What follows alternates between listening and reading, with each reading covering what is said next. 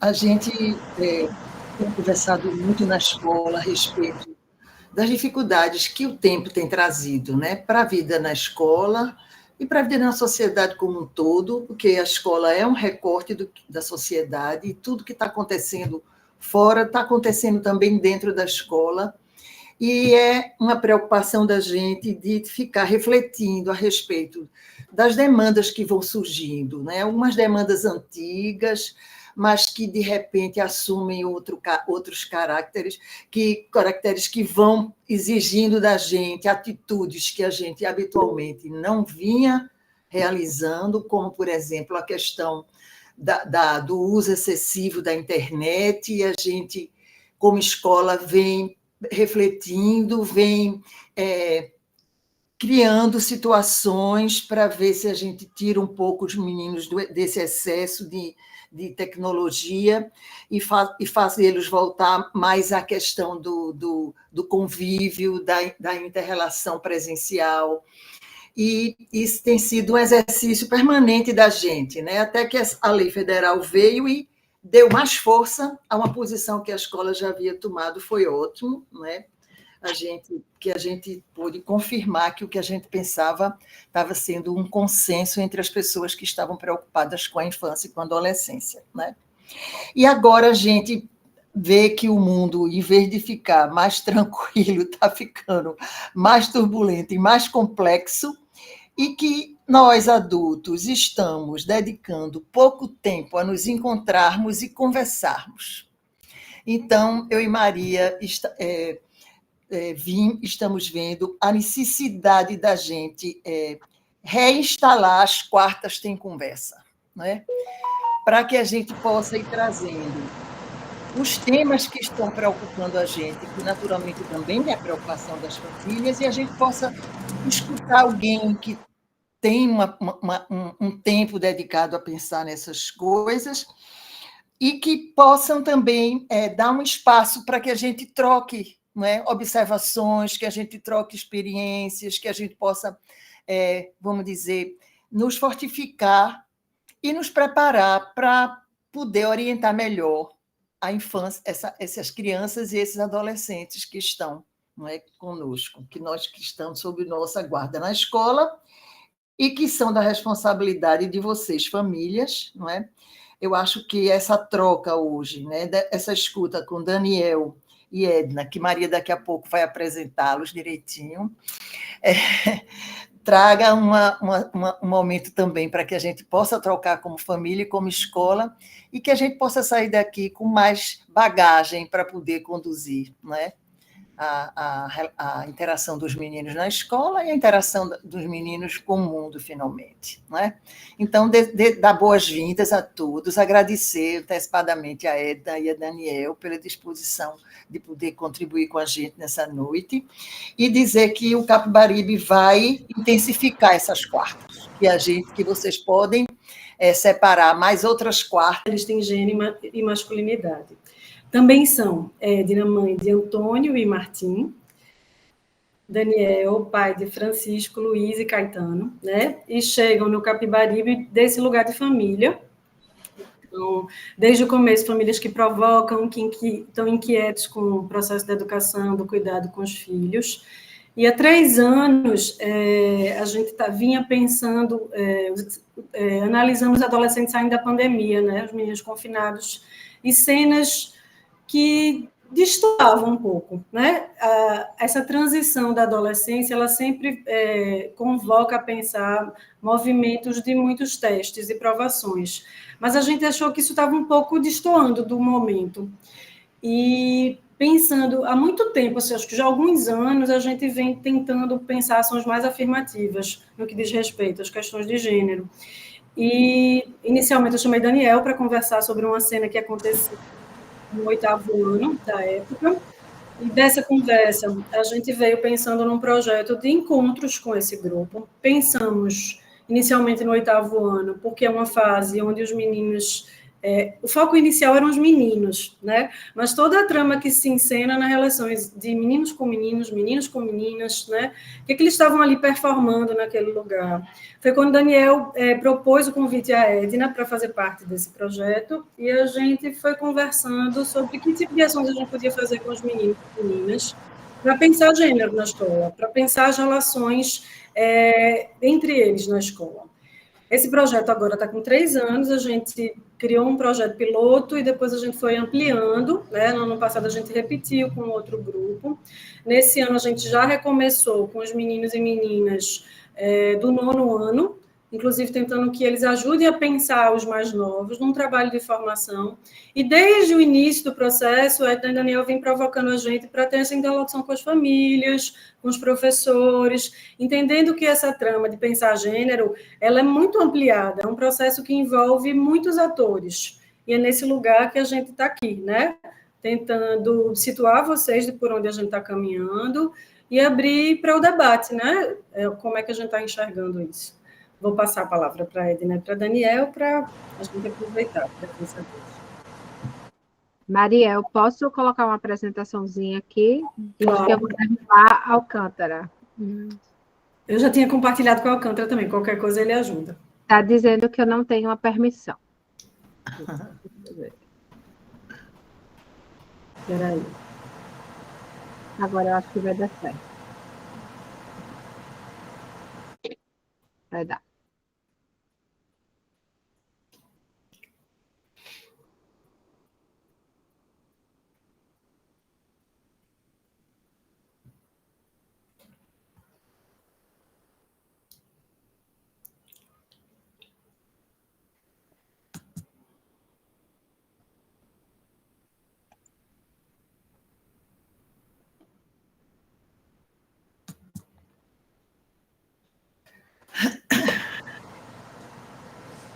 Pronto.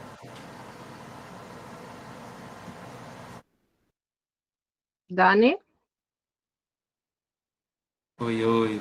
A tela tá pequenininha assim para todo mundo ou tá? Para mim tá meio pequena, mas dá para ver assim. Felizmente estou de óculos.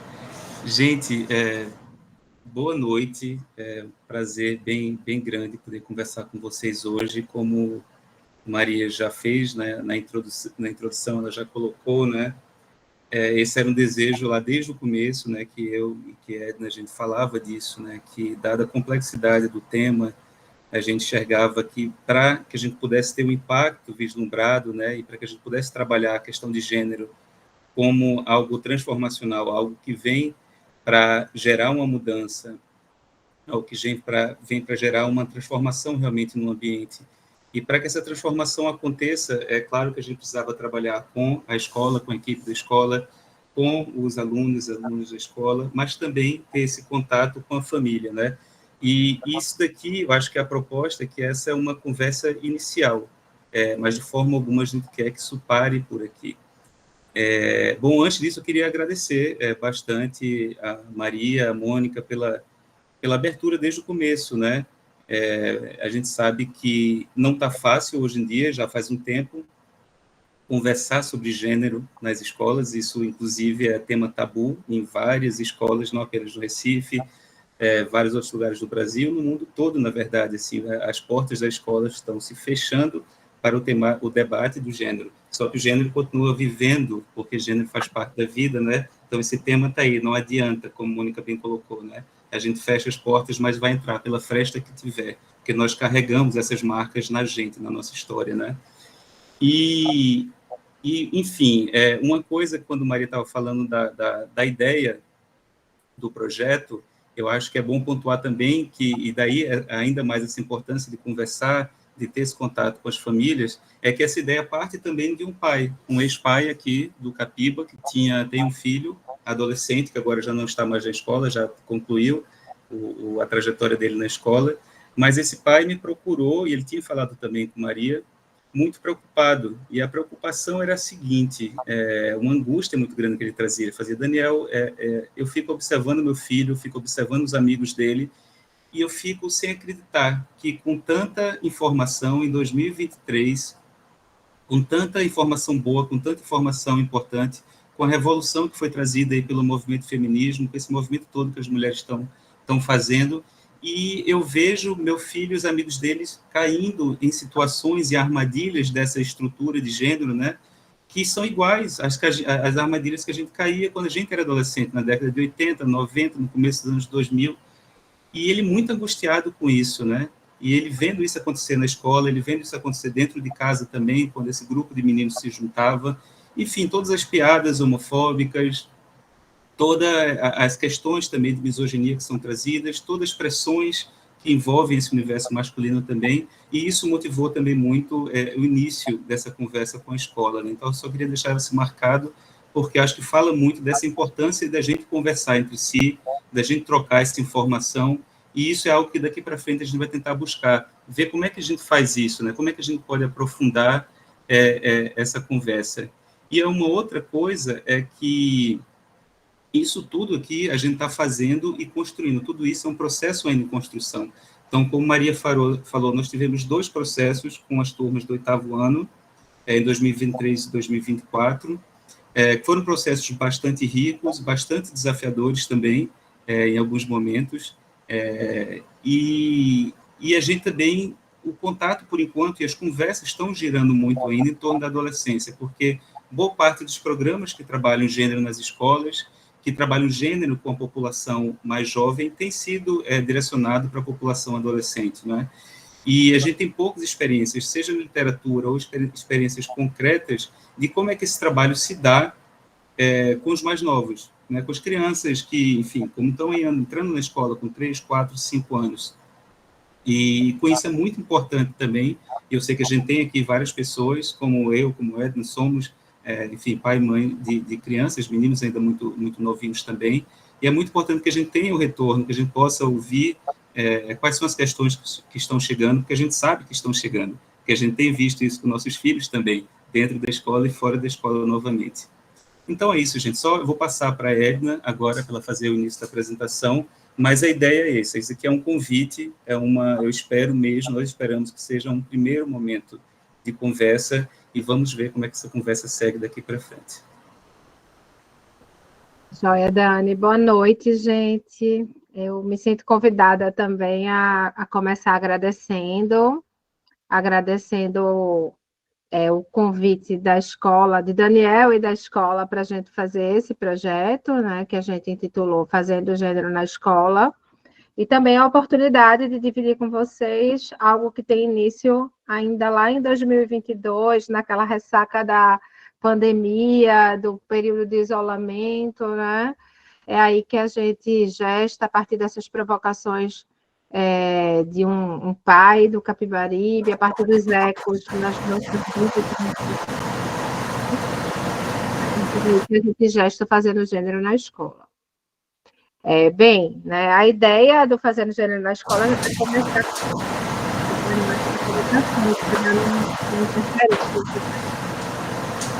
Dani, fecha o microfone. Deixa eu ver aqui. Pronto, dá uma fechada na hora de falar, de repente. Mas, bem, a gente vai começar dividindo um pouco o que é o projeto, né?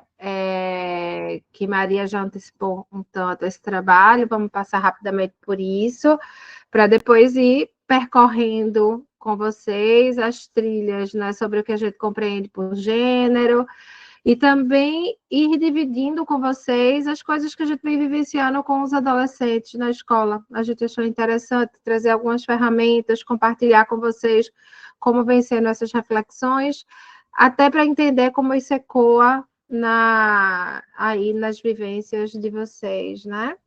Mas, bem, a ideia do Fazendo Gênero na Escola, né, parte aí do reconhecimento da escola como esse dispositivo estratégico na construção de uma sociedade menos desigual, né? E, ao mesmo tempo, convoca a escola para assumir essa responsabilidade na construção de laços e na consolidação de um ambiente emocionalmente saudável para o desenvolvimento das crianças, adolescentes, famílias e de toda a comunidade escolar. É na escola que nossos filhos passam, às vezes, a maior parte do tempo da vida, são esses vínculos que nossos filhos levam para a vida e a gente entende que nada melhor do que esse espaço, né, para ser palco dessas discussões pertinentes que repercutem na nossa vida adulta e repercutem na vida de certamente todo mundo que está por aqui. Bem, o momento de hoje é muito especial para a gente mesmo, porque desde a ideia inicial do projeto, a gente anunciou o desejo de fazer algo que envolvesse os estudantes, as estudantes e os estudantes do Capiba, mas também as famílias e os profissionais da escola. Maria contextualizou, né, em 2022, foi com o 8º ano, né, 2023 com o 8º ano, 2024 com o 8º ano, e agora a gente está ampliando para o 9º ano, trabalhando com vocês e também com a perspectiva de ter um espaço junto aos profissionais. Isso tudo parte do reconhecimento também, né, da saúde mental como esse bem coletivo, que a saúde mental não é algo que está dentro da gente, é algo que a gente constrói nas relações, né? E a gente constrói nas relações porque tem muito a ver com a qualidade dos vínculos que a gente nutre todos os dias, né? Então, daí também a importância da gente se ver como parte desses processos dos nossos filhos. E aí, a gente quis trazer para vocês uma provocação sobre, de fato, o que a gente está falando quando está falando em gênero. Isso porque, muitas vezes, circula uma ideia, né, que gênero é sinônimo de mulher, falar sobre gênero é falar sobre mulheres, e talvez tanto eu quanto o Daniel, e isso tem a ver com os nossos percursos, com a nossa formação, a gente não compreende gênero como sinônimo de mulheres, né? Quando a gente faz um projeto como esse, a gente não está falando só sobre mulheres. Na verdade, a gente parte de uma compreensão do gênero como esse elemento constitutivo das relações sociais, né? Então, é algo que nos constitui de uma forma importante, nos atravessa de uma forma estrutural. E sim, algo que se baseia nessas diferenças percebidas entre os sexos, mas que consiste principalmente numa primeira forma da gente significar nossas relações. Quando o bebê está na barriga, já tem gente perguntando se é menino ou se é menina, e a partir daí formulando toda uma narrativa sobre o que aquele bebê será na vida, do que ele vai gostar, as cores que vai utilizar, né? Então, desde muito cedo, o gênero vai marcando a nossa forma de significar o mundo, mas, bem, vale a gente pensar que não são formas aleatórias, são formas que são atravessadas, né, por jogos e exercícios de poder. É quase como se a gente marcasse diferenças, sim, mas ao passo que a gente marca diferenças, a gente também marca desigualdades. Porque no mundo que a gente vive, o que é visto, né, como da mulher, do homem, ora, feminino, masculino, tem valor, e tem valores diferentes, né? Então, bem, não estamos só falando sobre mulheres, estamos falando sobre a forma como nos constituímos nesse mundo. E aí convém ressaltar, né, que dessa forma nenhuma masculinidade ela vai ser concebida fora do sistema de relações de gênero, né? Também faz parte desse processo a constituição dos meninos, que também acontece inserida nesses jogos de poder.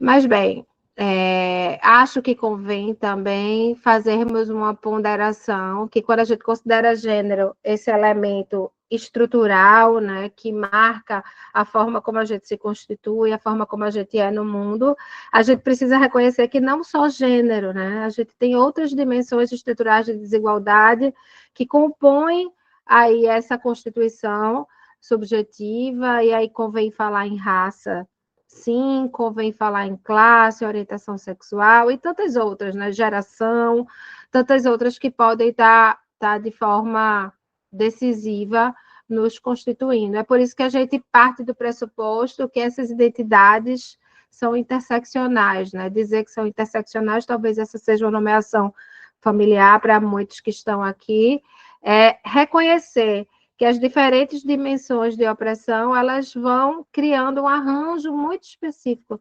Tem alguns autores que dizem que é como comer um pedaço de bolo. Você não sente o gosto necessariamente, se o bolo for bem feito.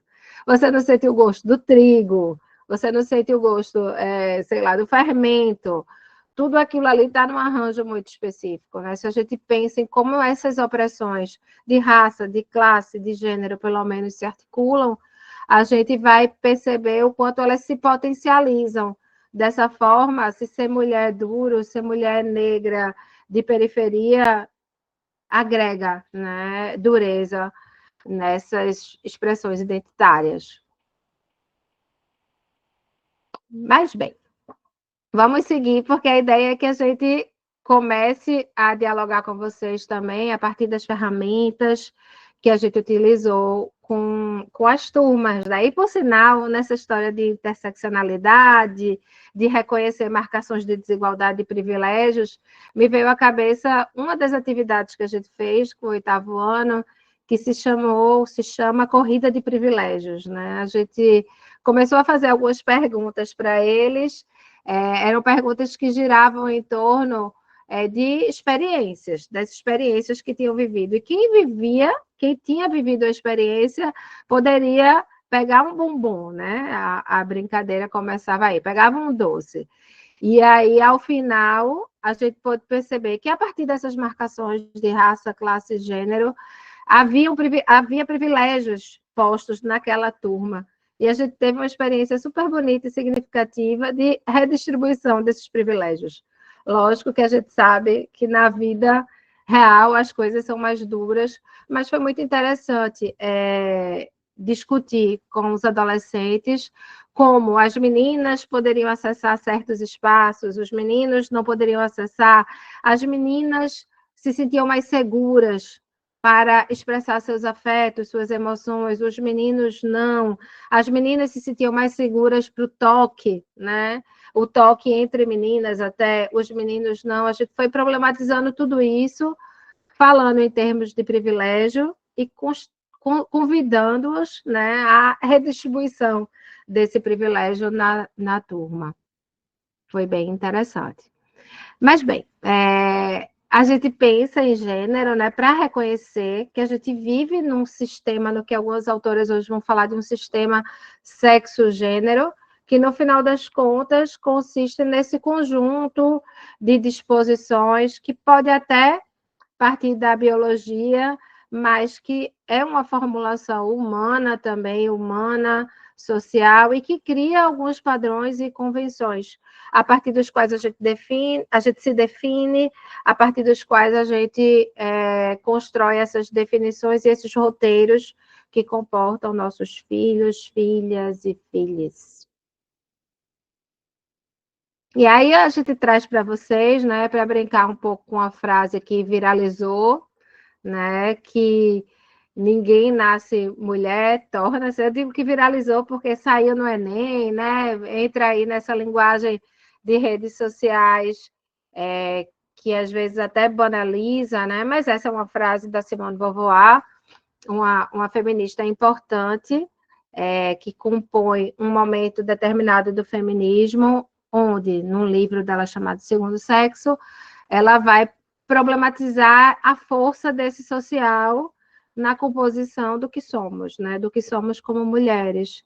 E se a gente traz os homens e os meninos para essa roda, a gente entende que, de forma muito parecida, também ninguém nasce homem, né? Torna-se homem nesse processo, a partir dessas experiências, e muitas vezes também a partir dessas marcações de desigualdade, né? Então, a gente está falando em vários momentos de meninas e meninos, de homens e mulheres, mas eu acho que também convém a gente abrir o olhar para pensar nas pessoas não binárias, e no nosso projeto, no Fazendo Gênero, a gente também teve espaço para isso, né? Para refletir com aquelas pessoas que não se identificavam com nenhum dos sexos, que bagunçam tanto a nossa cabeça, mas nos convidam a rever esse sistema sexo-gênero no qual a gente é nascido, criado e que, vez por outra, a gente reforça.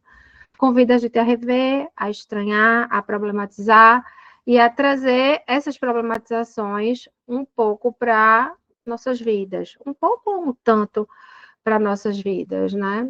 E é por isso que a gente provoca vocês a pensarem, né? Como é que esse papo aí de gênero, essas diferenças que, conforme eu tentei dizer, se materializam em desigualdades, que se articulam a outras desigualdades e formam esses regimes de opressão, como é que isso está sendo vivenciado na nossa casa, né? Isso faz parte do nosso cotidiano. Se a gente entende que a gente está diante de desigualdades estruturais, dá para dizer que sim. Mas esse também é um convite para que vocês pensem no miudinho desse cotidiano. E aí a gente divide com vocês algumas setas que podem ajudar vocês a pensar nesse cotidiano da casa, né? Acho que não dá para falar em gênero, em diferenças e desigualdades sem considerar o trabalho do cuidado. Né? Há muito se falando sobre a economia do cuidado, o trabalho do cuidado, e muito se falando sobre uma divisão sexual do trabalho doméstico. É quase como se a gente tivesse entendido que dentro da casa a gente pode, em alguns momentos, atualizar esses padrões de gênero, essas expectativas de gênero, e na divisão desse trabalho doméstico, incluindo o trabalho de cuidar, isso muitas vezes se materializa, né? A dificuldade de assumir o cuidado dos filhos, né? A manutenção de certas expectativas do que é nas famílias hétero, né? O que é as famílias baseadas em casais hétero, né? O que é esperado pelo homem, o que é esperado pela mulher, pelo pai, pela mãe. Muitas vezes a gente escorrega nas cascas de banana e vai atualizando isso nos nossos cotidianos. E aí eu acho que vale problematizar algumas coisas nesse sentido, né? Problematizar, por exemplo, que existe um trabalho invisível, pouco remunerado ou não remunerado, extremamente exaustivo, que é o trabalho de cuidar dos filhos, de cuidar da casa, de cuidar da família. E aí, nesse sentido, quando a gente fala em economia do cuidado, a gente está se referindo a isso. E se referindo a algo, né, se a gente pensa em cuidado, que todo mundo precisa para existir. Se estamos aqui, né, como diz aí a citação que a gente coloca, se estamos aqui é porque alguém se ocupou desse cuidado. E quem é que está se ocupando do cuidado nas nossas casas? Né? Eu acho que vale pensar. A gente está conseguindo fazer esse cuidado circular, a gente está se alternando nesses lugares, a gente está discutindo os ecos dessa desigualdade social estrutural na nossa casa, na forma como a gente administra o cuidado com os nossos filhos, com a nossa família, né? Essa é uma provocação que a gente traz para vocês. E, Edna, até sobre isso, eu estava aqui olhando nos participantes que nós temos por enquanto, e aí de 60 pessoas, o momento que eu contei mais homens foram 11, né? Então, de 60 participantes, nós temos 11 homens. Isso acho que já diz de cara um pouco disso, né? O que nós estamos fazendo aqui é tendo uma conversa que é voltada ao cuidado de nossos filhos, nossas filhas, dentro desse ambiente escolar, como essa interação acontece, problematizando essas questões que são tão importantes. E eu acho que a minha experiência de trabalhar já há bem 20 anos com questão de gênero, mesmo quando eu ia, enfim, dar uma palestra sobre gênero e masculinidades, ou dar uma palestra sobre paternidade. Quando essa é uma palestra aberta e não exclusivamente voltada para o público masculino, mesmo uma palestra sobre masculinidade, sobre paternidade, tradicionalmente você ia ter 80% de mulheres nesse espaço, né? Então isso diz muito também porque que nós não temos um movimento forte de homens trabalhando pelo aumento da licença paternidade, da criação de uma licença parental, não é? Então você tem essa ideia de uma equação que não fecha. Então você tem uma revolução que é capitaneada pelas mulheres, que é uma revolução que é para o mundo de fora. Então as mulheres saem, se organizam enquanto grupos feministas, grupos de mulheres, e passam a ocupar o mundo externo, né, a casa. Então, é uma revolução em direção à educação formal, em direção ao trabalho, em direção à política, e as mulheres ocupam esse espaço, mas sem deixar de sair de casa, sem deixar de também ficar responsável pelas coisas de casa, pelo cuidado da casa, pelo cuidado das crianças, dos adolescentes. E, ao mesmo tempo, isso acontece, mas os homens não fazem o movimento contrário, que aí seria o necessário para a gente fechar essa equação, para essa equação de fato funcionar. Os homens não fazem o movimento para dentro, que essa seria a nossa revolução. A revolução masculina, ao meu ver, é esse movimento para dentro. Não apenas para dentro das casas, para o cuidado das crianças, para o cuidado da casa, mas para dentro de si, para uma reflexão sobre si, para uma reflexão sobre suas emoções, para um olhar para dentro, para ver que masculinidade é essa, e passar a questionar essa masculinidade da mesma forma como as mulheres já vêm há muito tempo questionando que feminino é esse, né? Que caixa é essa, que expectativa são essas, né, atreladas às mulheres. Então, só queria colocar isso, porque esses homens aqui, é bom tê-los aqui, muito bom que são 11, incluindo isso eu e Alcântara, tá certo? Mas isso já é bom demais, porque há um tempo nem isso tinha, assim. Uhum.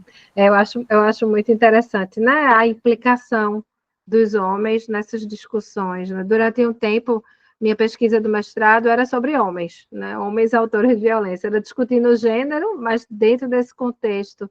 E todo mundo dizia, por que você vai perder tempo falando sobre homens? Vamos falar sobre as mulheres que sofrem violência, né? E aí, quando eu encontrava essas mulheres, elas não queriam terminar as relações, elas queriam parar de sofrer violência, né? E eu fui entendendo que era estratégico envolver os homens, sim, né? Que sem os homens, né, a gente não resolveria, porque eles não eram o problema, eles eram parte da solução, né, daqueles problemas, né? Eu acho que isso se aplica também quando a gente vai pensar nos meninos e meninas nesses processos de formação, né? E nos desafia a perceber, a identificar, a estranhar como esses papéis, essas expectativas de gênero são atualizadas no nosso cotidiano, né? O que é que cabe às mães? O que é que cabe aos pais? Né? O que é que cabe às mães solo, quando os pais não assumem, né? O que é que cabe a cada um, né? Eu acho que vale a pena dar um contexto a isso que a gente vem fazer. Mas vai lá, Dani. Então, vamos seguindo, que sempre tem essa questãozinha chamada tempo, né? E uma pergunta aqui, Maria, eu não sei se a ideia seria que as pessoas pudessem colocando, quem tivesse alguma questão, colocando no chat, né? Porque, como o tempo também não é muito longo, se as pessoas forem entrando para falar, que seria ótimo, mas acho que a gente pode, e o sonho é ter esse bate-papo mais aberto em algum outro momento, né? E aí, no final, se der tempo também, a gente abre, as pessoas podem falar também, seria ótimo escutá-las. Bom, mas chegamos então a essa questão que é um dos pontos centrais do trabalho, né? Como é que essas ideias chegam e são materializadas na escola? Obviamente, um dos grandes pontos que a gente está tentando trabalhar. E, a princípio, assim, eu acho que essa ideia de que esse é o nosso trabalho, não apenas meu, né, de Edna, da equipe da escola, mas é um trabalho de todos nós tentarmos entender isso, das famílias também tentarem entender isso, né? E tem uma frase que me vem a situação de, acho que é um filósofo antigo, assim, William James, filósofo e psicólogo, se não me engano. Ele colocava que nós somos como ilhas, que nós somos separados na superfície, mas conectados na profundeza. E aí eu fico pensando nisso e pensando nas escolas, né? Que se nós pensarmos nas escolas como ilhas, cada escola vai ter a sua configuração, vai ter seu método pedagógico, seus valores, mas nenhuma delas vai estar, felizmente, até apartada, separada da sociedade, né? Separada dessa profundeza, que é esse momento histórico de uma determinada sociedade, de uma determinada cultura. A Mônica falou disso lá do começo, né? Esses temas vão chegar, não tem como, né? Então, eu fico pensando um pouco nesse tabu, quase, né? Que gênero virou um tabu para muitas escolas que hoje em dia estão, inclusive, se divulgando muito abertamente, falando que é uma escola de valor cristão, de valor tradicional, de valor conservador. Isso era uma coisa que a gente não escutava tanto assim, né? A gente não via outdoor espalhado pela cidade sobre isso, e a gente agora está vendo isso com grande frequência. E quando uma pessoa vê esse outdoor na cidade, ela pode ter certeza, e ela coloca os filhos nessa escola tendo a tranquilidade na cabeça dessa família que lá, por exemplo, não vai ser debatido o gênero. Porque essa é uma das mensagens implicadas nessa ideia de uma escola conservadora, de uma escola tradicional, de uma escola cristã. E o que eu fico muito pensando assim, caramba, mas é sério que você acha que você vai levantar o muro e você vai impedir o uso de determinadas palavras no ambiente escolar e, a partir disso, a questão da sexualidade não vai chegar? A questão de gênero não vai chegar? É óbvio que chega, né? É óbvio que chega. Da mesma forma como escolas progressistas que têm um caráter mais, uma ideia de vida, né, de escola mais progressista, como o Capibaribe, você vai ter questões como a misoginia, como racismo, como classismo, como homofobia, transfobia, lesbofobia, bullying, assédio, todos esses temas vão chegar. Apesar da abertura da escola conversar, esses temas vão chegar, não tem como não chegar.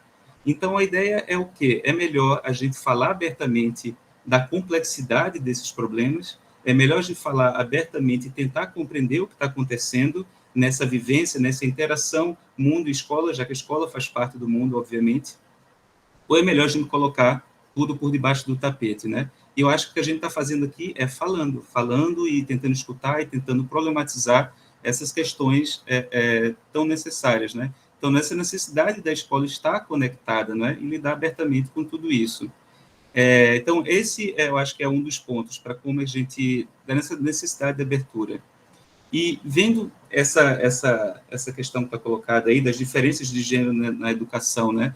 Eu não sei se vocês têm noção, mas nos últimos 10 anos começaram a aparecer algumas grandes pesquisas globais até, falando de como os meninos estão ficando para trás.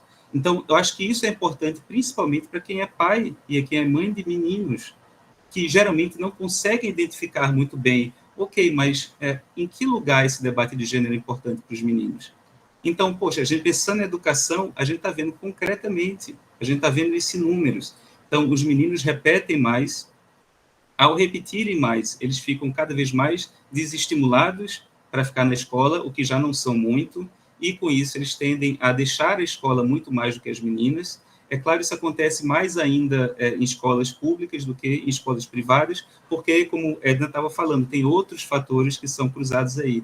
Então, tem a questão de classe e renda, tem a questão de raça também, tem a questão de orientação sexual também, de orientação de gênero também, de identidade de gênero, que faz com que várias crianças e adolescentes realmente não se vejam, não se sintam, na verdade, amedrontados até de estar no espaço escolar, né?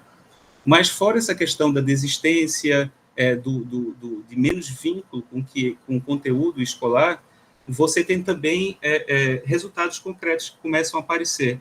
Então, a gente vê hoje os dados do Enem, por exemplo, aqui no Brasil, a gente vê 60% dos inscritos no último Enem se identificavam como mulheres, como meninas. 60%. Esse é um número extremamente alto, ainda mais se a gente pensar que na entrada da escola, lá de trás, no começo da vida escolar, os meninos são um pouquinho a mais do que as meninas. Tem uma coisa tipo 50,8% de meninos, né? E isso você vai vendo os meninos diminuindo, e as meninas continuando. E aí você vê esse número de 60% de inscritos no Enem e 60% de quem se forma na universidade hoje em dia no Brasil são mulheres. Então, tem uma questão aí, os meninos estão se perdendo nesse sistema. E aí a ideia é que houve todo um movimento, né, de políticas públicas, de projetos para engajar mais as meninas. Então, usar a educação como ferramenta de equidade de gênero, para a gente diminuir essa lacuna de direitos, né, de fato, entre meninos e meninas. Mas aí, como o William Pollock ele coloca, o grande erro foi que a gente achou, ou as pessoas que estavam pensando sobre isso acharam, que os meninos estavam bem, na escola. E, na verdade, eles não estavam e estão cada vez piores na escola. Essa é uma realidade que a gente tem que encarar, essa realidade dentro do espaço escolar e também no campo das políticas públicas. Pode baixar, por favor, Ed? Valeu. Então, aí que vem, eu acho que a ideia desse projeto, eu acho que é isso que nós acreditamos muito, é no gênero, na questão de gênero como possibilidade e não como barreira. E a escola chega aí como um laboratório de aprendizagem de relações de gênero mais equitativas e mais saudáveis, né? Para que a gente possa sair dessa ideia de caixotes, de prisões, onde meninos e meninas vão ser criados nesse espaço, né? Muito, muito, muito restrito, cada vez mais restrito, e parece que cada vez mais que a gente fala sobre gênero, as questões estão ficando, a hipermasculinidade está explodindo. E as meninas também, a gente vê isso desde a infância. Então, o uso do rosa, as meninas de fadinha, as meninas de unicórnio, as meninas de gatinho, e todas essas coisas, você vai nas lojas de brinquedo, tudo muito segmentado. E parece que ainda mais hoje do que alguns anos atrás, mesmo com tanta conversa, com tanta discussão. E aí, o que cabe para a gente é vendo essa possibilidade de gênero mais como uma gangorra, como aparece aí, que eu acho que é muito interessante essa imagem, de você ver que você pode ter esse espectro, o gênero como espectro de possibilidades, que eu posso estar experimentando uma série de coisas aqui, que são vistas como masculino, daqui a pouco eu estou experimentando outras coisas que são vistas como do mundo, do universo, do feminino, e às vezes essas crianças, os adolescentes, não têm a possibilidade de ter essas experiências em sua casa, de forma alguma. Não tem essa possibilidade de ter essa experiência no seu ambiente religioso ou no ambiente de esporte, mas a escola, às vezes, pode ser. A gente, infelizmente, não vê isso acontecer muito, mas a realidade é que deveria ser. A escola poderia muito bem ser esse espaço, né? Que a gente pode ter essa experiência mais aberta para ter essa experiência, né? Essa experiência de vida mais ampla e, com isso, nos tornarmos, né? Essas crianças crescerem, se tornarem seres humanos, enfim, cidadãos, cidadãs mais completos, mais fortes, mais equilibrados, com maior bem-estar, com maior saúde mental. Eu estava lembrando agora de um documentário que a gente vai pontuar logo no final, que é o The Mask We Live In, A Máscara em que Vivemos. É um documentário que está no YouTube, que fala sobre gênero e masculinidades. E tem um momento que uma pesquisadora, uma mulher fala de uma pesquisa que foi colocada uma série, um questionário bem amplo para meninos e para meninas. E esse questionário ele falava de desejos, de posturas, de anseios, de comportamentos. As mesmas questões eram colocadas e meninos e meninas falavam se aquilo fazia sentido para eles e para elas. E o resultado foi que basicamente 90% das respostas eram iguais, de meninos e meninas, mostrando que nós temos muito mais em comum do que diferenças. O que acontece é que esse 10% de diferença é justamente esse espaço dos estereótipos. E a gente termina focando muito mais nisso, nesses 10% do que nos distancia um pouco, do que no que nos aproxima, não é? E a gente vê isso, o impacto que isso pode causar, por exemplo, como, sei lá, o exemplo do futebol, não é? O futebol como espaço masculino de sociabilização e tal, e a dança, o balé como espaço feminino. E como isso vem carregado de tantos signos, de tantas coisas importantes que vão nos moldando através do tempo. Bom, vamos seguindo aqui, como é que a gente está de tempo? Ok. E aí, uma ideia agora, eu acho que já é em seguida, não é? Os vídeos, né? Então, a ideia agora é que nós vamos mostrar 2 vídeos muito curtos, até para apresentar para vocês um pouco que tipo de material a gente tem trabalhado com os alunos da escola, assim. Então, são 2 vídeos que não tem fala, então é fácil de compreender assim. Um de uma organização lá dos Estados Unidos e o outro de um cineasta indiano, o segundo. Então, eu espero que funcione, que o áudio chega bem, apesar de não ter fala, mas temos barulhinhos aqui. Vamos ver. Acho que tu fecha, Dani, teu microfone e eu coloco o vídeo.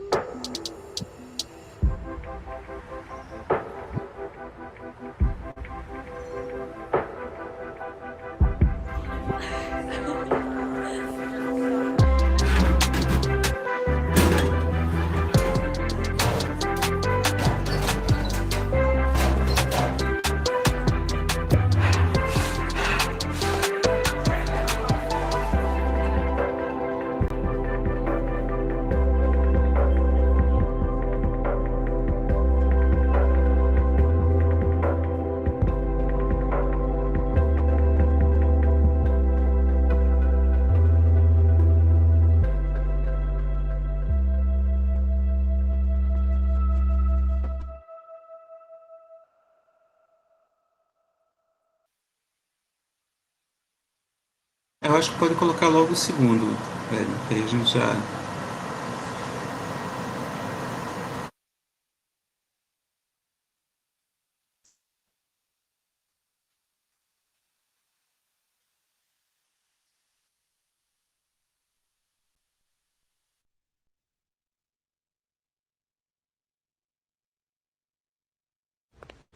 Long years ago, we made a tryst with destiny, and now the time comes when we shall redeem our pledge.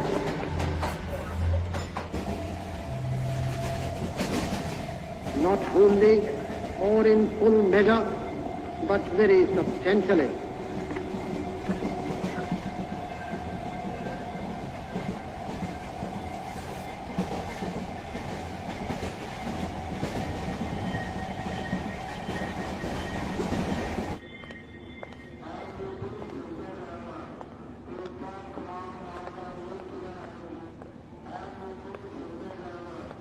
At the stroke of the midnight hour, when the world sleeps, India will awake to life and freedom. A moment comes, which comes but rarely in history, when we step out from the old to the new, when an age ends, and when the soul of a nation, long suppressed, finds utterance.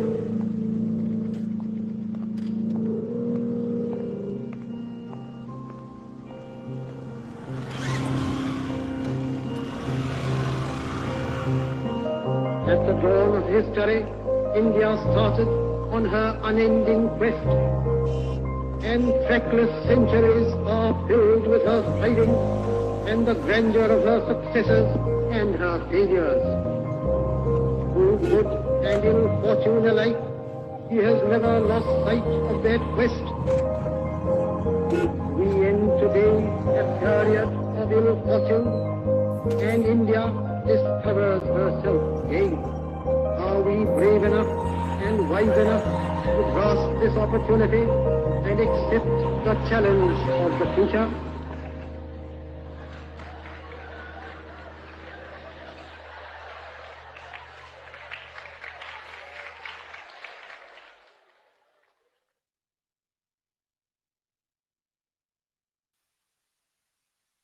Eu não sei se deu para ver no finalzinho, mas o título desse filminho é Assim que a Liberdade Deveria Ser.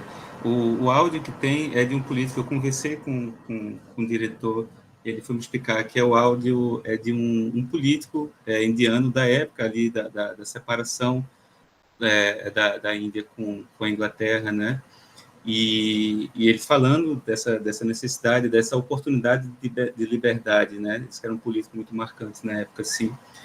E a gente tem trabalhado esses dois vídeos, e o mais interessante é que isso não foi proposital. Na verdade, a gente, antes de fazer essa atividade, tem um outro momento que a gente pergunta para os alunos, para as alunas, algo do tipo assim, de todas essas conversas, de todos esses temas que estão embaixo desse grande guarda-chuva chamado gênero, o que é? Qual é o tema que vocês acham que mais impacta os meninos? A gente faz essa pergunta para os meninos.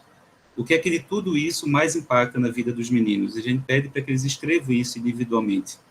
E a gente pede para que as meninas façam a mesma coisa. O que é que mais impacta para as meninas de todos esses temas que estão nesse guarda-chuva?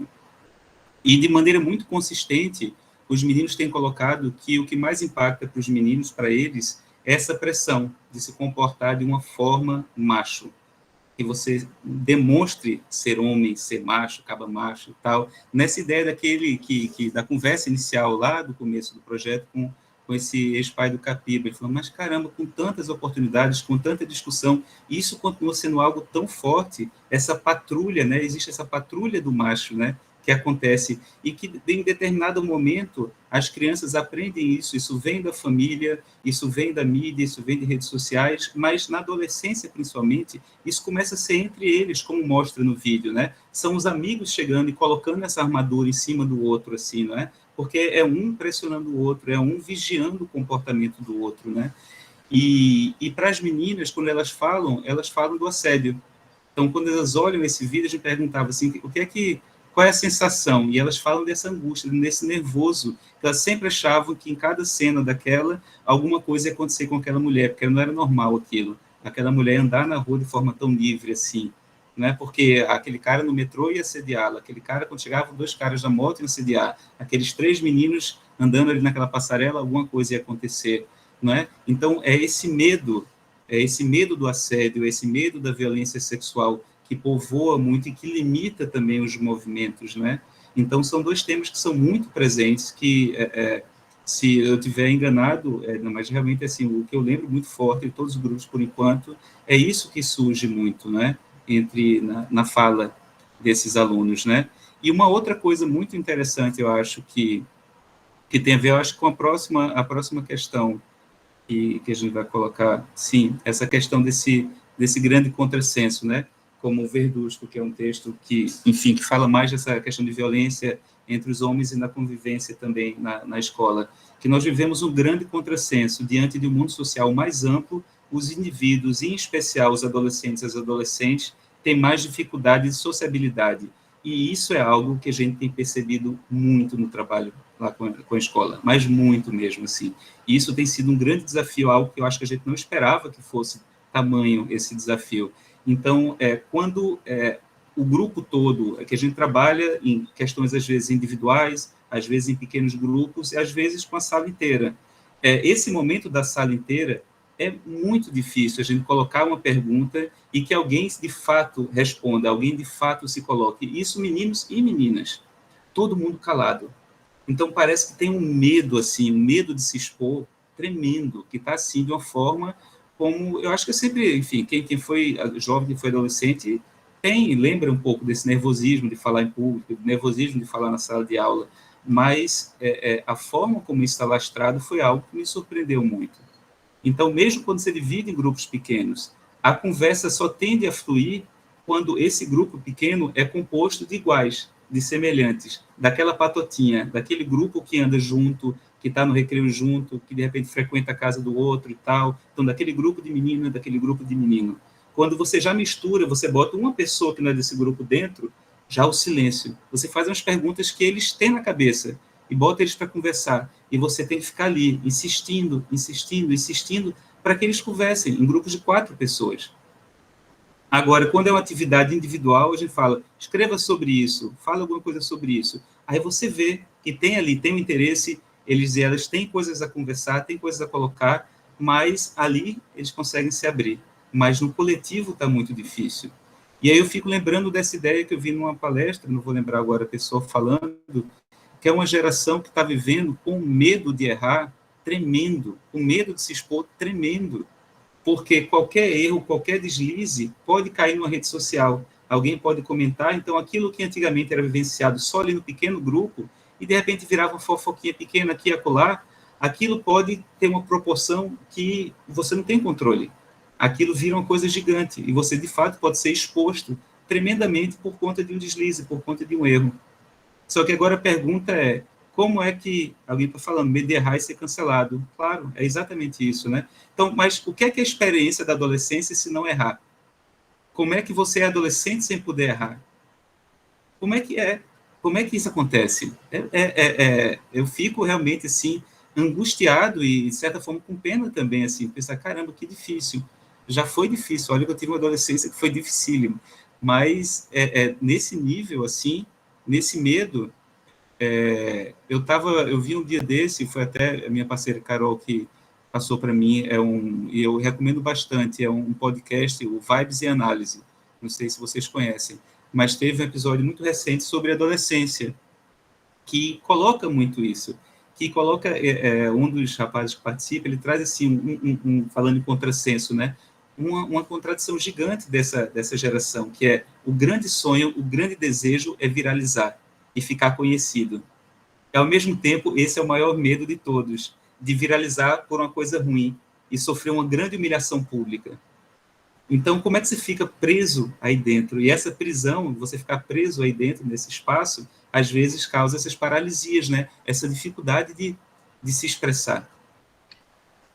Ô Dani, desculpa te interromper, mas só para complementar a tua fala, a gente observa que é como se para os meninos e meninas eles existem muito mais no universo digital do que na vida real. Eles falam muito essa coisa do todo mundo. E quando a gente vai pensando, quem é todo mundo? O que é isso que você está falando? Mas tem essa textura. E mesmo quando o celular saiu da escola, isso tem um efeito muito maravilhoso. Esses 2 últimos anos foram muito importantes, mas eles seguem nos celulares em casa, eles seguem nessa conexão. É como se, quase como se o território de existência deles fosse nesse universo digital, né? A trama das relações acaba se dando muito mais, mesmo aquelas pessoas que convivem muito ativamente na vida presencial, a profundidade do que eles vivenciam nos compartilhamentos é de outro lugar, e às vezes é meio um aprisionamento, como se o digital fosse o universo psíquico da pessoa, sabe? Eu fico com vontade de agregar um pouco a isso também, a discussão dos menores, né? Porque eu acho que tem um outro fator aí que desde muito cedo a gente percebe com as crianças pequenas, na primeira infância ainda, que é uma certa dificuldade de reconhecer e tolerar o que aparece diferente, sabe? Assim, nessa perspectiva de se identificar nos pares, né, com os pares, o diferente é visto como algo que ameaça aquela unidade do grupo, né? Então, você percebe muito cedo, eu nunca imaginei que tão cedo essas marcações de exclusão, né, e de violência propriamente entre as crianças, né? E aí eu acho que essa dificuldade com o diferente e essa baixíssima tolerância ao diferente também vai formando, né, esses grupos muito, essas panelas, né, as panelinhas, como a gente dizia antigamente, e panelinhas que vão se identificando a partir de coisas que a gente poderia questionar e botar em discussão, né? Então, acho que vale refletir sobre isso também. E refletir que essas diferenças muitas vezes têm fundamentos, né, de gênero aí atravessadas, né? Na divisão dos grupos, dos esportes, no que se fazer no recreio, né? Eu acho que tem uma marcação importante aí. Ô, Edna, e tem o campo da reflexão, mas tem o campo da experiência, né? Porque quando a gente fala de criança pequena, é importante que a gente faça essa revisão de como esse diferente se dá no meu cotidiano. Como a gente é capaz de conviver no dia a dia com essas pessoas. Porque a gente também vai criando as tendências a criar nossas bolhas, aos nossos ambientes de segurança e proteção, e tudo bem, porque a gente precisa de rede de compartilhamentos, mas com os pequenos tem uma coisa do campo reflexivo, mas tem também de como a gente diversifica a nossa experiência, né? Quem são essas pessoas que estão nas nossas casas? Para onde a gente permite que os nossos filhos vão?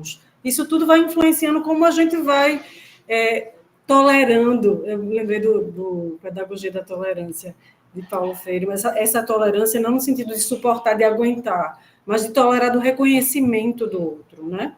Porque isso só vai se dar no encontro com a autoridade, de fato.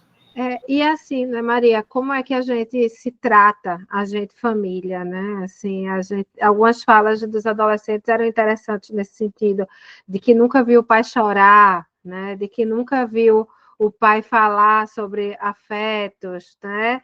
E, enfim, tem umas marcações aí que a sensação que dá, e não é só uma sensação, é que eles estão muito atentos às coisas que a gente faz e à forma como a gente se relaciona, né?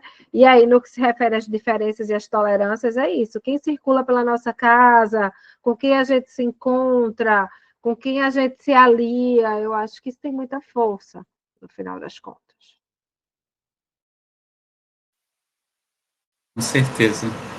Hoje está já caminhando para o fim aqui, acho que tem mais uma ou duas lâminas e algumas sugestões depois, né? Um tema que falando, né, sobre esses grupos, né? O tema da amizade e afeto é algo que a gente tem levado muito, né? E a gente tem tentado observar isso muito também nesses grupos, né? Então, essa ideia de que o tempo devotado às relações de amizade, ele cresce, atinge seu pico na adolescência, mas o que observamos é que as meninas tendem a compartilhar mais emoções e detalhes íntimos de suas vidas, enquanto os meninos mantêm relacionamentos mais superficiais, muitas vezes focados nas piadas e na criação de onda. Não é? E isso a gente vê, novamente, muito, muito cedo. Né? Eu nunca, como como o Edna estava falando agora também, tem coisas que eu não esperava que chegassem tão cedo, né? Então, essa coisa da trollagem, então, como é presente mesmo na própria fala de Francisco, do filho mais velho, tem 7 anos, né? Essa coisa da trollagem. Então, começa muito essa coisa da tiração de onda. Só que é uma tiração de onda que, principalmente quando você é muito novo ainda, é muito difícil você saber o limite disso, né? Se mesmo adulto a gente tem essa dificuldade, às vezes, mas na infância é muito difícil, na adolescência também ainda é muito difícil. Mas os meninos vão ocupando muito esse espaço e essa amizade vai se restringindo muito a isso, a piadas, a brincadeiras e tal, e com pouco contato. E aí é algo que vai se perdendo, não é, na experiência dos meninos, né? Eu acho que é algo que alguns estudos vêm mostrando isso, assim. E a gente vê as meninas ainda com muito contato, com muito afeto nos seus grupos, colocando e falando sobre coisas íntimas e tal. Quem acompanha, quem convive com meninas que têm 13, 14, 15 anos, não quer dizer que a vida delas está uma beleza, mas elas têm esse universo do íntimo e elas têm, geralmente, espaço de compartilhar esse íntimo. Os meninos, geralmente, não têm. E isso é muito problemático, né? Porque aí você vai chegar no consultório, e eu atendo basicamente só homens assim, e você vai ver e conversar com esses homens de 40 anos de idade que nunca falaram de uma série de conteúdos e boa parte deles nem eram coisas assim de outro mundo, mas são sim coisas íntimas. E esse mundo íntimo é o mundo que eu guardo, eu não compartilho. E onde é que a gente vai bater com isso, né? Como é que as coisas ficam? E aí tem essa colocação da Bell Hooks que eu acho muito pertinente, muito bonita, na verdade, dura, assim, né? Que ela coloca, né, que repetidas vezes ouvi homens falando sobre sentimentos de exuberância emocional na primeira infância, de alegrias não reprimidas e de uma profunda conexão com a vida e com outras pessoas. Logo em seguida, eles falavam sobre uma ruptura, uma desconexão, quando o sentimento de ser amado desaparecia. Mais grave ou mais triste, eles reconheciam que um dos maiores testes da masculinidade era justamente aceitar essa perda e nunca falar sobre ela. Tem um momento no documentário, a Máscara que eu vivo, da Mesco Levin, que tem uma psicóloga que fala sobre isso. Então, ela vai falando bem objetivamente assim, olha, quando você olha as crianças de 8 anos de idade, você vê que eles têm trocas muito profundas, que eles choram com os amigos, que eles consolam os amigos, que eles abraçam, vai para a casa do outro, dorme junto, toma banho pelado, enfim, tem uma coisa ali de uma convivência e de uma abertura. E aí fala assim, quando você chega a partir dos 10, 11 anos, você começa a ter uma quebra, porque aquela intimidade que era trocada agora já não é mais permitida, que pode ser confundida com outras coisas. As pessoas podem começar a apontar e falar, o que está acontecendo aí?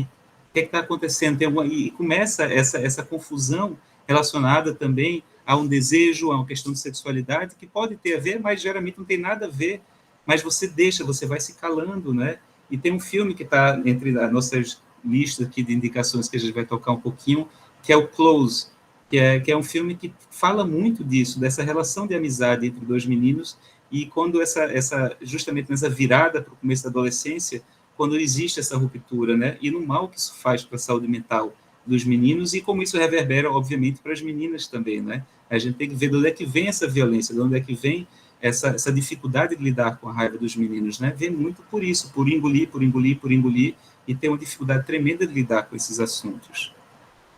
E acho que já seguindo para uma reflexãozinha final, né? Acho que pode ser contigo. Eu fico com vontade de problematizar também. Eu acho que Dani está trazendo alguns conteúdos importantes sobre os meninos, né? E me vem à cabeça, mais uma vez, a ideia de caixa que ele traz no início, que tem tudo a ver com esses padrões e expectativas de gênero que a gente pode reconhecer em nós e no mundo que habitamos, assim. E eu fico sentindo que é muito desafiador para as meninas também, né? Porque liberar, acessar os afetos no mundo em que nem todo mundo acessa é barra, é pesado. Sustentar uma reflexividade, um contato mais profundo com os próprios sentimentos, quando os que estão ao lado não fazem isso, é muito difícil. Sem falar que gera mergulhos importantes, né? E a gente não pode esquecer de quem não cabe nessas caixinhas, de quem não se reconhece como menino, que não se reconhece como menina, e, portanto, tem uma tarefa, talvez duríssima nesse mundo que a gente vive, de produzir uma caixinha outra para dialogar e para se sentir caber. numa fase que essa identificação entre pares é fundamental, é estruturante, né? Mas, bem, eu acho que Dani tocou um pouco nas máscaras, né? E falou aí tanto do filme quanto dessas máscaras que usamos, e a gente trouxe para vocês uma fala que teve a ver com uma das técnicas que a gente fez, que consistia em produzir uma máscara, né? E identificar o que é que marca essa máscara, o que é que pode ser visto, o que é escondido. E aí a gente resolveu trazer para fechar uma das falas de um adolescente que disse, né? Eu falaria sobre insegurança e sobre a solidão. Meus sentimentos nunca são ditos. Eu acho que eu sou o único com esses problemas, porém todos têm. Tudo isso é uma máscara mesmo. Então, é a fala de um menino, né, Dani? Se eu bem me lembro, é de um menino, né? Uma outra técnica que a gente fez no início, logo no início, a nossa primeira atividade se chamava censo. Era um tipo de censo diferente, né? Que a gente ia trazendo informações sobre, eu sou filho de pais separados, eu sou filho mais novo, filho mais velho. Era uma atividade que a gente fazia para caracterizar o grupo e para a gente também poder conhecê-los e conhecê-las. Mas foi muito interessante, como também foi uma oportunidade deles e delas se conhecerem, e se conhecerem a partir de outras marcações, né? E se aproximarem a partir de outras marcações, né? Mas, bem, a provocação agora é que a gente converse um pouco no tempo que a gente tem, né? Para a gente poder entender e acessar em que medida, como isso se materializa, como isso tudo que a gente falou, né, se materializa ou não nas memórias mesmo da nossa infância, da nossa adolescência, porque, sem dúvida, o que conseguimos ser no tempo de agora, o que nossos filhos são, também é atravessado por essas coisas. Mas antes de escutar vocês, eu não sei se a gente vai ter a oportunidade depois, o tempo está curto, e a gente não quer ocupar tanto, mas a gente selecionou, de repente depois a gente vê como melhorar isso, divulgar, distribuir, mandar, sei lá, naquele comunicado pelo app, de repente. A gente fez uma lista de livros e sugestões de filmes que podem ajudar as famílias que querem mergulhar um pouco mais nessas temáticas. Não são livros técnicos propriamente duros e densos, são livros convidativos à reflexão, a uma reflexão inicial nesse campo de letramento de gênero e por aí vai. Então, eu vou passar só rapidinho aqui. Tem os livros da Chimamanda, são livros curtinhos, da Márcia Tiburi, da Bell Hooks, que Dani citou e que tem uma implicação importante no contexto da educação, desculpe. Alguns livros sobre masculinidade, alguns filmes, para ficar como sugestão aí, nutrir os bons diálogos e reflexões entre vocês. E vamos conversar, né?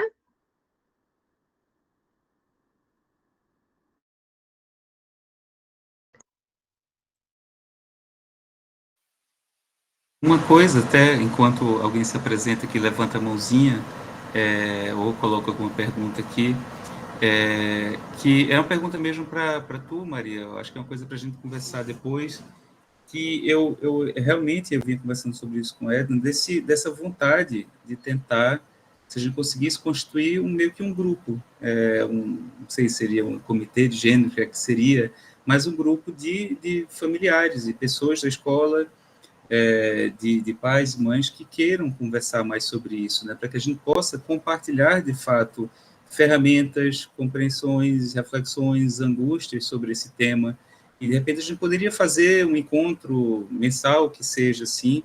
Eu acho que seria muito rico para a nossa experiência também na escola, para que a gente possa contribuir mais, né, fora a experiência que a gente tem, mas com olhar, porque a gente sabe que todo mundo está lidando com essas questões, né? E é isso, eu não sei se seria possível a gente formar esse grupo, pode ser extramuros, pode ser dentro dos muros da escola, como é que a gente faz, mas eu teria uma grande vontade de compartilhar mais com vocês. A gente tem na estrutura da escola um Conselho de Integração Família-Escola, que tem caráter de pensar coisas interessantes para propor à escola. Anos atrás, a gente tentou reativar, e na engrenagem do dia a dia, as coisas foram se perdendo. Eu acho que uma ação como essa cabe numa estrutura dessa, de pensar envolvidos, interessados, pontos de compartilhamento, sabe? Ambiente para que essas informações sejam partilhadas. Mônica?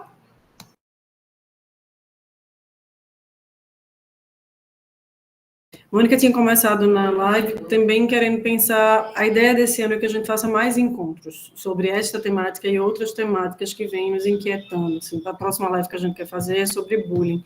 Embora a gente implique, às vezes, com uma certa banalização do uso da palavra, mas é pensando as relações de poder, de opressão, porque gênero é um desses recortes que se encenam, né? Como a gente suporta o outro, como a gente é capaz de empatizar com a diferença, como a gente é capaz de lidar com as diferenças. Então, eu acho que essa vai ser a tônica. Tem várias temáticas, né? A questão de gênero, a questão da identidade étnico-racial também, né? Numa escola de classe média.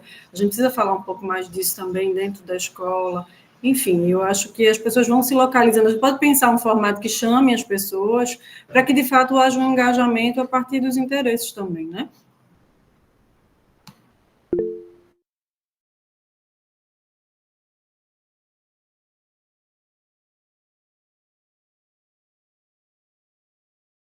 Saulo? Oi, pessoal. Boa noite a todos. Deixa eu aproveitar aqui, então, um momento de diálogo também. Primeiro, agradecer, tá, pela oportunidade, acho que é um diálogo muito legal. Tá? E minha pergunta é um pouquinho sobre a infância, né, que você falou um pouquinho. Enfim, vocês geram uma série de dicas aqui, né, do exemplo em casa, do diálogo, do contexto social, com quem convive, mas tem uma fasezinha ali na infância que os meninos e as meninas começam a criar assim, isso é menino, isso é coisa de menina, né, as brincadeiras, as roupas, enfim. E a gente procura, né, tratar, o meu tem 5 anos, a gente procura tratar com muita naturalidade. Né? As meninas podem fazer o que elas querem, né, são livres, as brincadeiras são para todos, não existe divisão entre brincadeiras, tudo. Mas existe alguma coisa de tratar isso também com muita naturalidade, que em alguns momentos existem as brincadeiras que os meninos gostam mais de brincar. Né? O meu Davi gosta muito de brincar de luta. Né? E aí eu brinco muito com eles, a mãe já não gosta. Então a gente procura respeitar o outro. Não é porque o pai é menino que gosta de brincar de luta e a mãe é menina que não gosta de brincar de luta.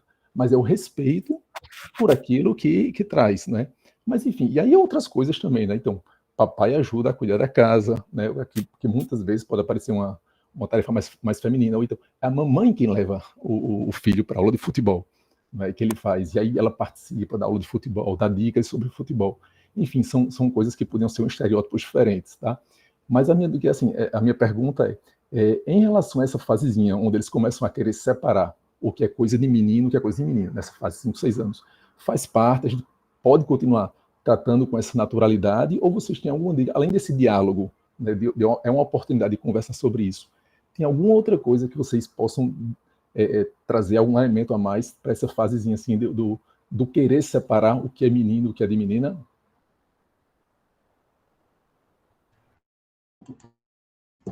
Eu fiquei com vontade de dividir algo da experiência com os adolescentes. Eu não sei, Maria, tu quer juntar? Eu acho que tem uma outra pessoa querendo falar, ou eu posso falar?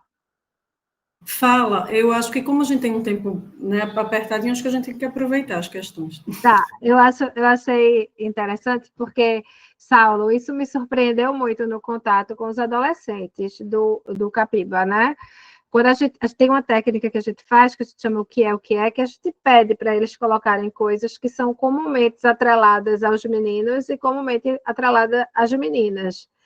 E, assim, eles já fazem uma crítica importante aí, assim, é como se eles já aprenderam lá no 8º ano que rosa não é de menina, que usar maquiagem não é somente de meninas, né? E eu confesso que nessa técnica eu fiquei feliz, porque eu acho que o trabalho que a escola faz, e as famílias da escola também, vem sendo bom nesse sentido, e é nessa direção que você aponta.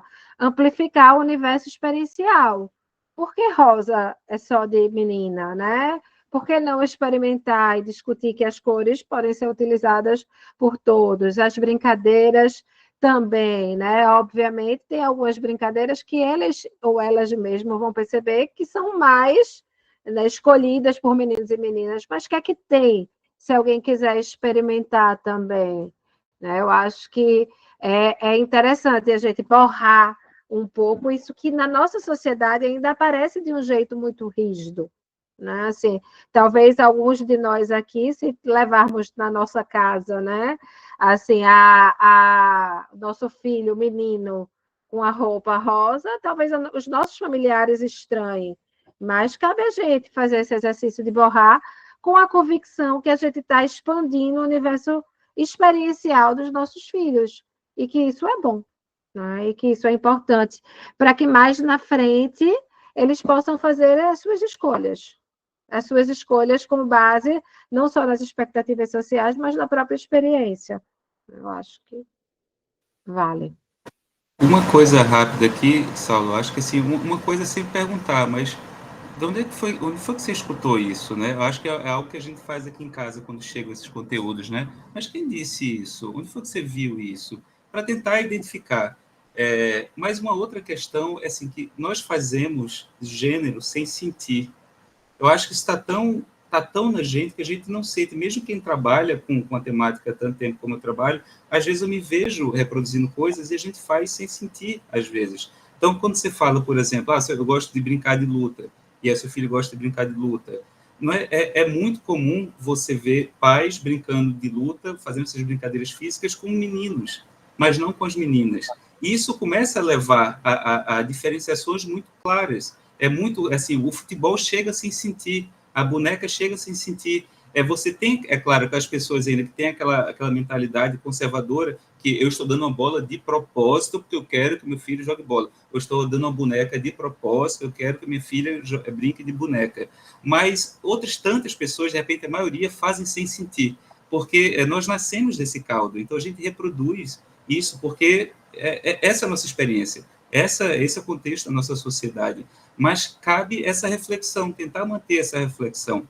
E só dando um exemplo bem rápido sobre isso. Aqui em casa, a gente está tentando buscar os meus filhos gêmeos, Lula e Cacá tem 5 anos, a gente está tentando procurar uma professora de futebol para eles, que eles têm muito interesse sobre futebol. A gente não queria reforçar essa coisa do futebol com medo das portas que se abrem para isso. Então, eu queria muito encontrar uma professora para, com isso, eles conseguirem meio que quebrar um pouco essa visão do que é o futebol e de que futebol é coisa de menino, ao mesmo tempo com isso, de repente, tentar atrair meninas também para jogar futebol. Então, eu estava fazendo uma convocação na turma deles, assim, quem são as meninas que querem jogar futebol e tal, estou tentando bolar isso. Nem consegui a professora ainda, mas eu estava pensando em tentar problematizar isso um pouco. E aí me surpreende quando eu e Carol estavam falando sobre isso para eles, agora não lembro se foi Lula e foi Cacá, falou, não, quero uma professora não, eu quero um professor de futebol. Eu fiz, mas por que, filho? Porque eu quero um professor, quero professora não. Aí você faz, caramba, velho, assim, sabe? Essas coisas chegam, elas simplesmente chegam, e a gente fica desesperado, às vezes, né? Mas eu acho que essa conversa é a repetição, é a conversa, é nunca se chocar, mas é sempre colocar na mesa, e sempre abrir essa conversa, sempre perguntar por quê, e conversar abertamente sobre isso.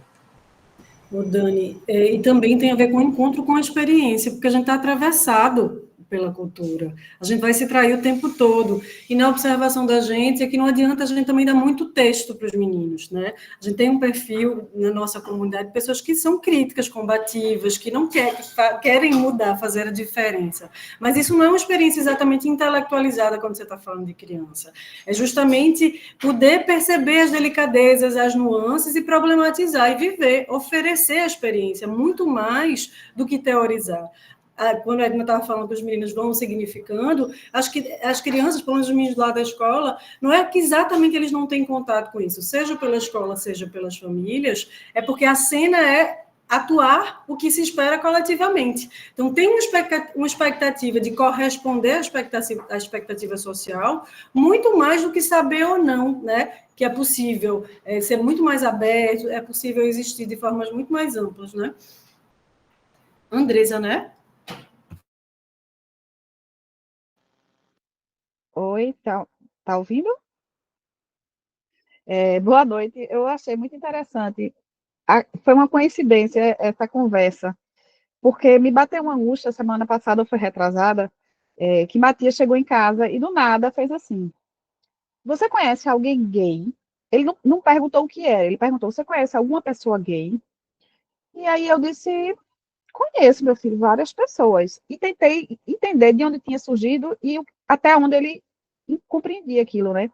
E aí eu disse, e você sabe o que é uma pessoa gay? Aí ele disse, sei, é um homem que se casa com um homem ou uma mulher que se casa com uma mulher. E aí eu tentei descobrir de onde que veio essa, né? Por que você está perguntando isso? Alguém conversou com você sobre isso? E ele disse, não, porque na escola a gente brinca. Algum amigo, assim, quando ele perde ou ele é mais devagar, a gente diz que ele é gay.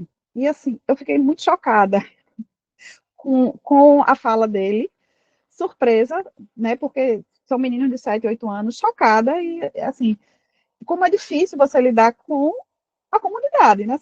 Assim, a gente faz o trabalho em casa, a gente conversa, a gente, né, enfim, não levanta essas questões sobre isso, mas é como vocês falaram sobre a sexualidade, chega, né?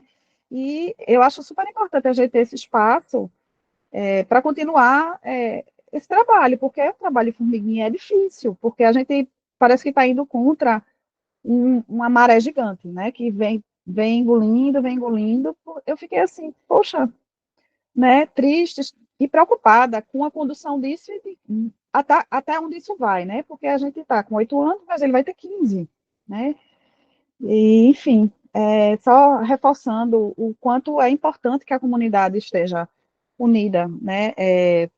E pense sobre, e discuta sobre, e fale sobre, e achei muito legal, e foi uma coincidência a gente ter isso hoje. É isso.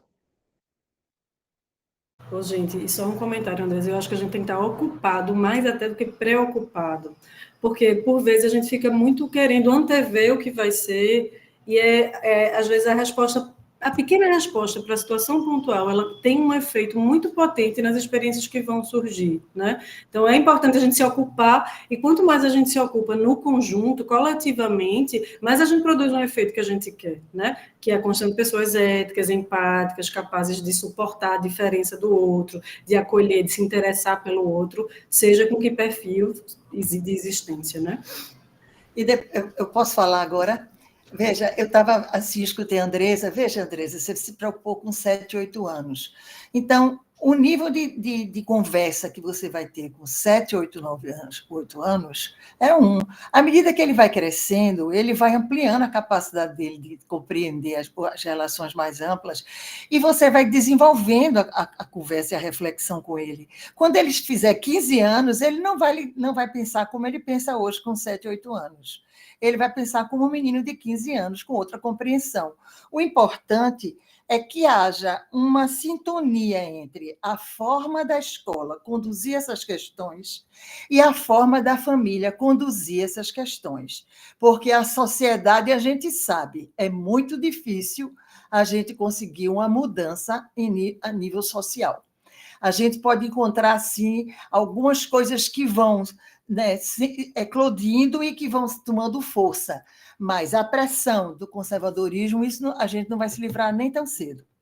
Então, eu acho que é isso que você disse, é essa unidade de forma de conduzir, da simplicidade de tratar, respeitando a fase do desenvolvimento da criança, até onde ela pode alcançar, porque não adianta fazer um discurso longo, porque não vai bater.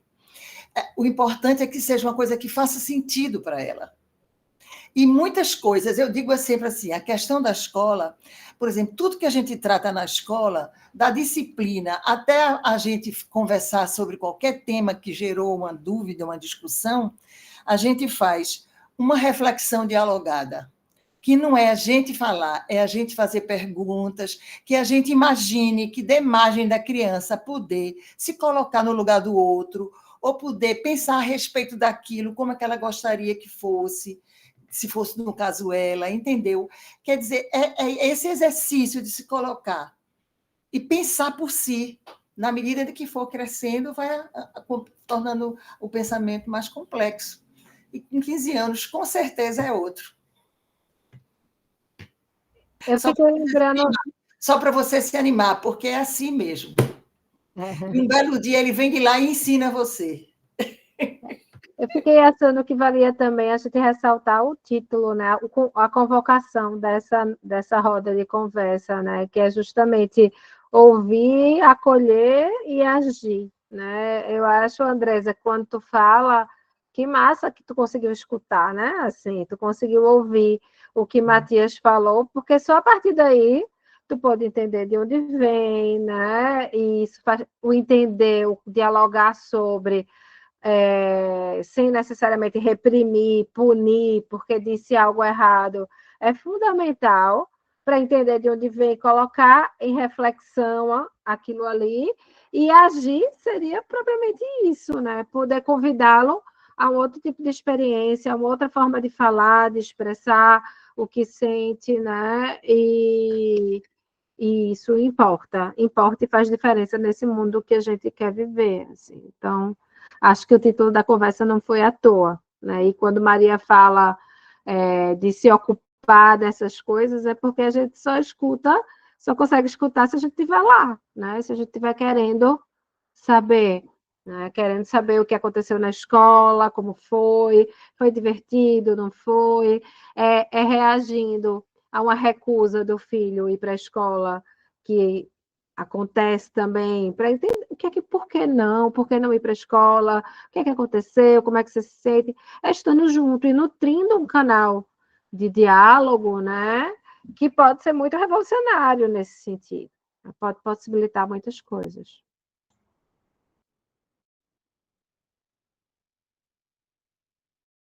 Gente, estamos chegando ao fim, já são 9. Vou deixar os fechamentos com vocês, tá bom?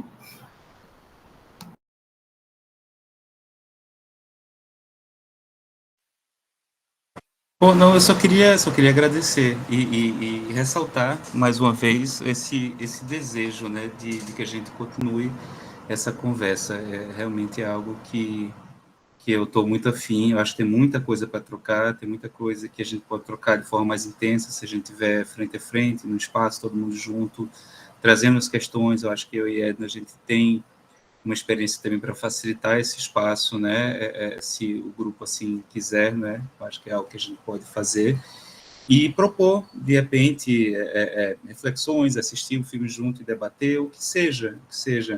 Ter o velho grupo de WhatsApp para levantar alguns assuntos, né? E trocar experiência, trocar reflexões.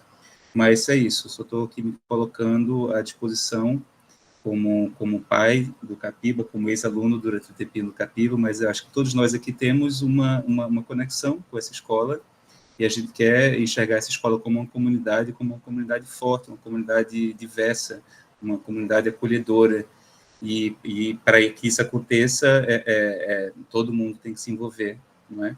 Eu acho que cada um de nós tem algo a contribuir para essa comunidade, e eu acho que a proposta é essa, tá bom?